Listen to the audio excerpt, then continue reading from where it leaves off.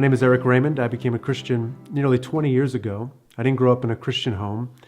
And when I was in my late teens, early 20s, I was under heavy conviction. I didn't know it was conviction at the time, but guilt over what was past sin and uncertainty about future judgment drove me to seek out a coworker.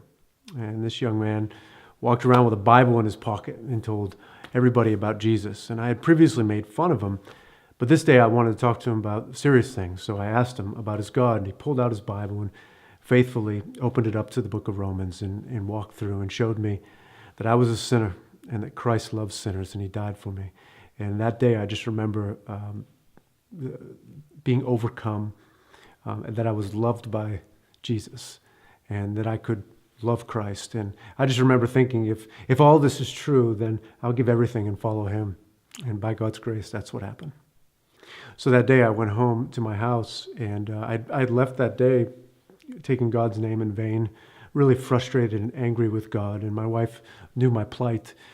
But that day I came back in with different energy, and I opened the door and I called my wife and I said, "Baby, you're not going to believe this." And she comes running around the corner.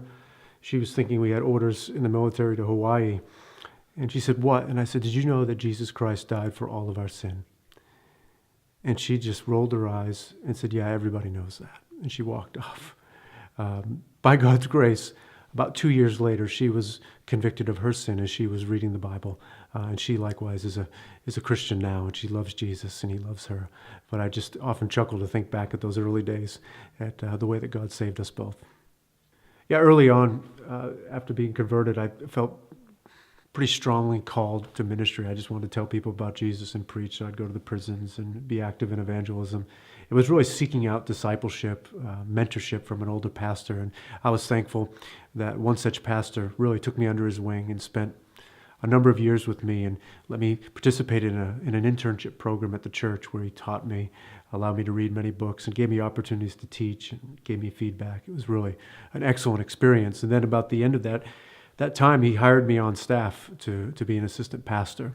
So in 2011, we planted Emmaus Bible Church out of the church I was a pastor at. And really from the beginning, we were trying to establish a gospel-centered DNA, really trying to, among other things, cultivate a culture of faithful evangelism. So much of the things that we're talking about here are things that I've had to really wrestle through and work through on the ground in our local church, which was a church plant, and really which are things that we're trying to reinforce and continually emphasize at Emmaus.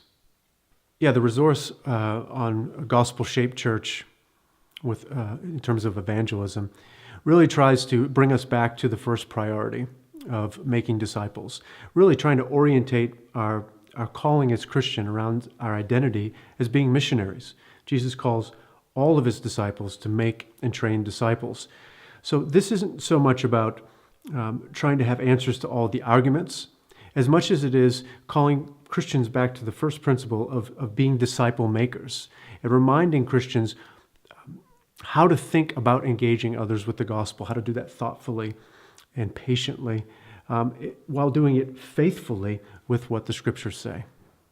Yeah, there are a lot of other resources out there that will attempt to help you to memorize a script, let's say, or to have a series of refutations to various arguments. This curriculum is not focused on that per se. Really what we're trying to do in this is call us back to the priority of the Great Commission, encouraging Christians with the great message that we have, and encouraging them to be intentional in all of life. So not just in a program aspect, but all of life being seen as a missionary. And so that we just go into our regular spheres of life with that intentionality, that burden for unbelievers, to speak the gospel to them. And the conviction is, if all of us are being faithful in the normal spheres of our lives, if we have that gospel intentionality, that evangelistic reflex, then God would greatly bless that by seeing many people hear the gospel and come to faith in Christ. Yeah, I think this resource is needed in America in particular right now because it's a diagnostic on the church and a diagnostic on us as individuals, particularly with regard to evangelism. Oftentimes we get so focused on our daily routines, the grind of the schedule and everything that we're doing, that we don't take our head up and really evaluate, are we doing this faithfully? This is an opportunity for individuals and churches to think about what they're doing and assess whether they're being faithful with the gospel. And the goal then would be, alongside of that diagnostic, to provide the equipping to actually be faithful in a very understandable and practical way.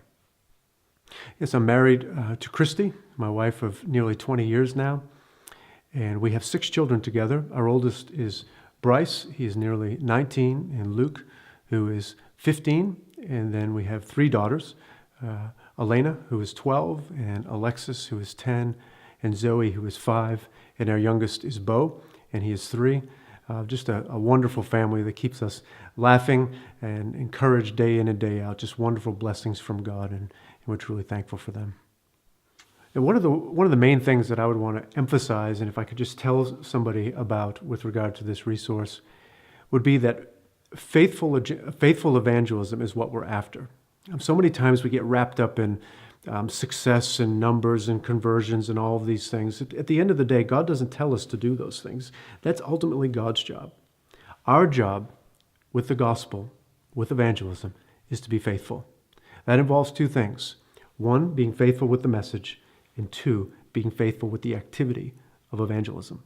So this resource hopefully will encourage both of those things in the local church. The biggest surprise for me in studying this and really being immersed in this subject over the last year and a half, 2 years, was the connection between evangelism and prayer, or missions and prayer.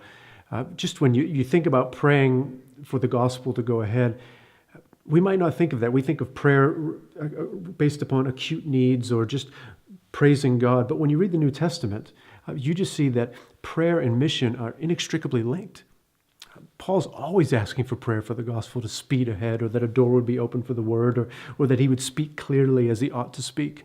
And so it was really convicting to me, am I really praying this way? Is our church praying this way? If we want to see these results, the first thing we need to do is pray.